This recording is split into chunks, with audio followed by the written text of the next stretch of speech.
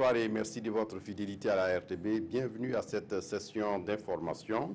Le président du Faso Rock, Marc-Christian Kaboré, a sacrifié à la tradition en formulant ses vœux à l'occasion du Nouvel An, ce 31 décembre 2018.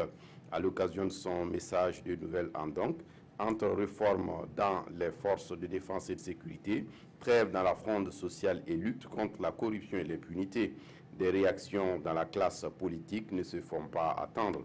Si certains sont toujours en attente de mesures plus hardies de la part de l'exécutif, pour d'autres, le président du Faso a pris en compte les préoccupations du peuple burkinabé. Et puis, à l'occasion de la Saint-Sylvestre, les Burkinabés n'ont pas boudé leur plaisir de la fête, même si les bars et maquis ont vibré au ralenti. À Ouagadougou, la capitale, la traditionnelle fête de la mairie n'a pas eu lieu du fait de la situation sécuritaire, mais qu'à cela ne tienne, la traversée vers 2019 s'est effectuée dans une ambiance festive. Et c'est en ce moment que beaucoup de Burkinabés formulent des vœux et surtout des résolutions pour la nouvelle année.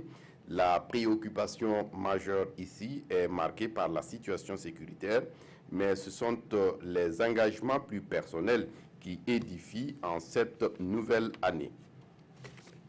Le bébé de 2019 dans la ville de Ouagadougou est un garçon. Il a reçu plusieurs cadeaux à l'occasion, tradition respectée donc par le ministère en charge de la Santé qui, en cette nuit du 31 décembre 2018, est allé encourager le personnel, cette fois-ci du centre universitaire de Bogodogo.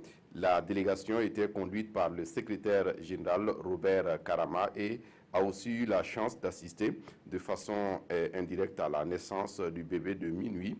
C'est un garçon, comme nous l'avons dit, d'un poids de 2,8 kg et il se porte bien, tout comme sa maman d'ailleurs. La République démocratique du Congo a célébré donc le jour de l'an dans l'attente des premiers résultats de l'élection présidentielle, à un tour intervenu dimanche avec des questions sur la transparence, mais aussi les risques d'une contestation violente.